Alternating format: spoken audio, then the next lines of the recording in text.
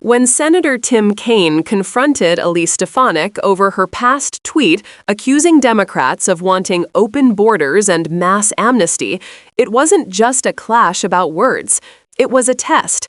Can campaign rhetoric survive the scrutiny of governing reality? What unfolded in that hearing room revealed far more than a political spat. It showed the dangerous gap between slogans and substance in American politics. On Monday morning, Stefanik tweeted, "Democrats desperately want wide open borders and mass amnesty for illegals, allowing them to vote." I'd like to put that in the record. Without objection, it will be included. Now, that was a campaign tweet, and I can separate campaign rhetoric from governing rhetoric. I don't view things like that as disqualifying. They do raise questions. But at least we had a good meeting. We talked about important issues and shared ideas. I'm going to say something here that I wish I could have said at an Armed Services Committee hearing, but we had it in closed session. All of the Trump nominees who come before the committees on which I sit have agreed to meet with me, save one, the Secretary of Defense nominee, Pete Hegseth. He's written that he thinks Democrats are evil. He's written that he thinks Democrats are the adversary. And he refused to meet with any Democrat on the Armed Services Committee, save the chairman. Save the chairman. Yesterday, in a closed hearing, we were asked to forward his nomination to the floor, even though it had not been pending to the committee for sufficient time. My colleagues asked, hey, why would we give a waiver to someone who wouldn't even agree to meet with us? That nominee would disrespect Democrats, okay, that's fine. But I didn't think my committee colleagues on the Armed Services Committee would have disrespected us. And I'll just say to all of my Republican colleagues here, if there is ever a nominee by any president who refuses to come meet with you when you're on the committee of jurisdiction overseeing that nominee, I will publicly raise hell on your behalf. Nominees should meet with the committees, just as Representative Stefanik did. And Representative Stefanik, while I have a question about some of the campaign rhetoric, I'm not going to ask you about it because that's in the past. I do appreciate the fact that you were courteous, informed, civil, and candid in the meeting with me. I told you I had two concerns, engagement and the Western Hemisphere. You've convinced me that you were nominated for this position not to disengage, but to engage, and I appreciate that. In fact, you wanted this position, and you wouldn't have wanted it otherwise, and that's great. On the Western Hemisphere, you're going to be working with the Secretary of State we approved unanimously yesterday, our colleague, Senator Rubio. Senator Rubio talked at some length about a number of topics on the Americas the other day, and I want to ask you about one that is particularly challenging right now, and that's Haiti.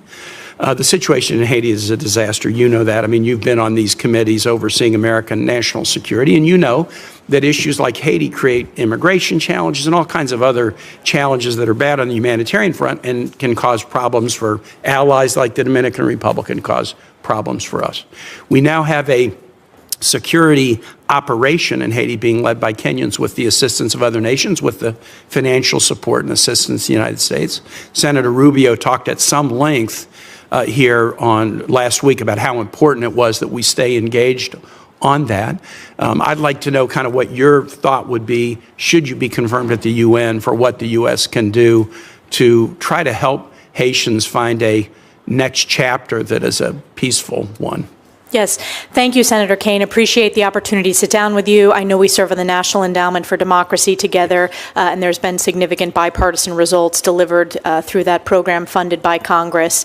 I wanted to just point out I stand strongly for border security, and that was what the tweet you referenced was related to. And I would point out that in the sector that I represent, the Swanton sector, there was a Border Patrol officer killed in the last 24 hours. Are there any Democratic senators that you think are for open border and mass amnesty for illegal undocumented Well, people? I would point out that Democratic think tanks and rhetorics have talked I'm asking about senators. Any Democratic senators you would level that charge against? I think there are Democrat senators who have supported open borders. What I was doing is clarifying when you pointed out a headline from an article. Not a headline, a quote of yours. Which was related to border security, and we just had an overwhelming popular vote for President Trump where border security was top of the mind. Well, I think it's important to note, I do stand by my rhetoric standing up for strong borders, and the American people overwhelmingly support that. Related to your question related to Haiti. My time is over, so let me just conclude and say this. When I've been on this committee and in the Senate, I was part of a bipartisan deal that put $46 billion of border security on the table that the House Republican majority killed, and another deal that put $25 billion of border security on the table in 2018 that President Trump killed. And I was just part of a bipartisan deal in the last year that was significant about bipartisan border security on the border that President Trump killed.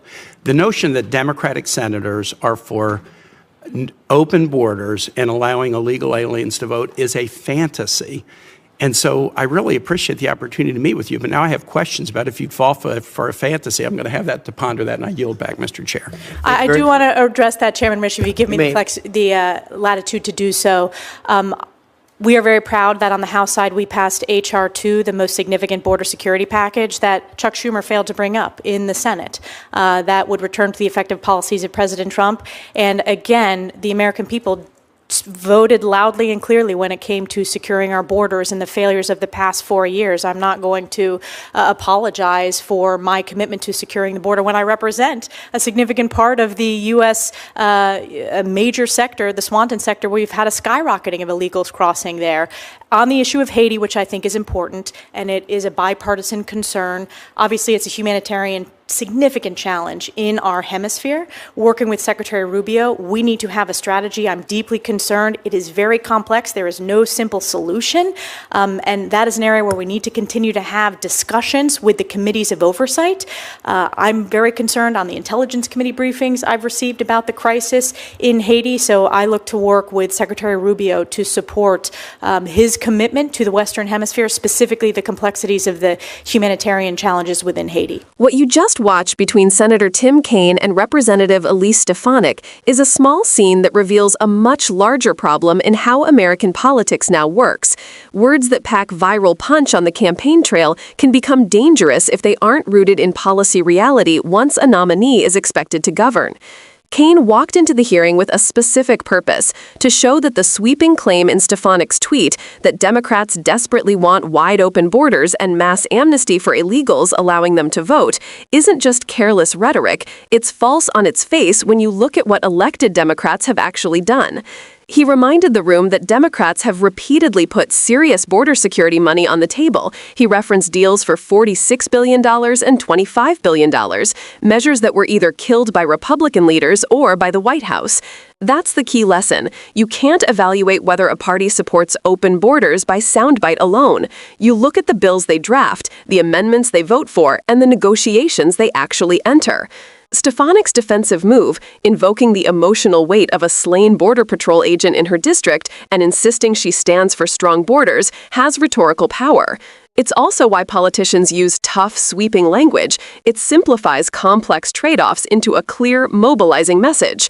But the hearing exposed the difference between mobilizing rhetoric and governing competence. Kaine asked a concrete follow-up, name a Democratic senator who actually supports open borders, and Stefanik couldn't do it. That gap matters. If you're being vetted for a post that will involve diplomacy, policy trade-offs, and crisis response, campaign rhetoric doesn't satisfy the public's need for evidence-based answers.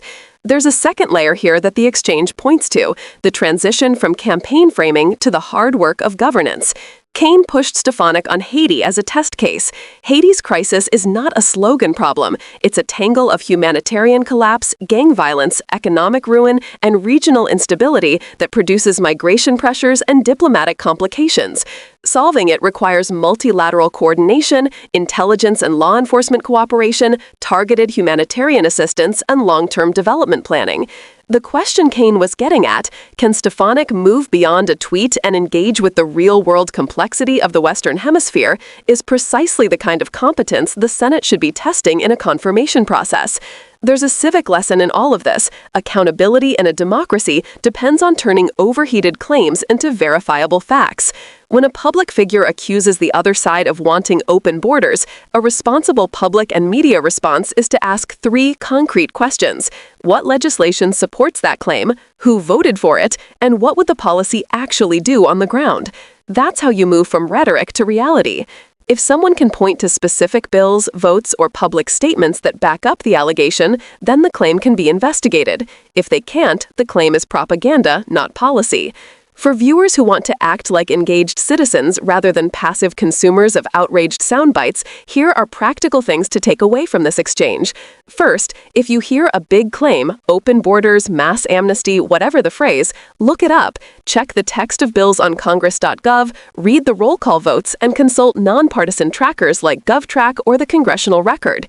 Second, demand substance from nominees and representatives. When you contact your senator, don't ask, "Do you care about the border?" Ask, "Will you support X specific policy?" Name a bill number or a concrete funding proposal. Third, weigh rhetoric against capacity. Ask whether nominees have experience engaging complex foreign policy problems like Haiti, or whether they default to campaign slogans when faced with nuanced crises. There's also an important human point that both sides invoked but sometimes forget. Behind every policy debate are people. Border agents who risk their lives, migrants fleeing insecurity, families in Haiti living under daily threat. That human reality is why precision matters. Overstating the opposition's intent inflames fear and polarizes. Understating practical constraints produces bad policy. Both extremes hurt the people we claim to want to protect. If you want to help push the conversation toward facts and away from fevered rhetoric, share this video with someone who relies on headlines for their political views. Leave a comment with one policy question you'd ask a nominee, and subscribe so you get future breakdowns that separate slogan from substance.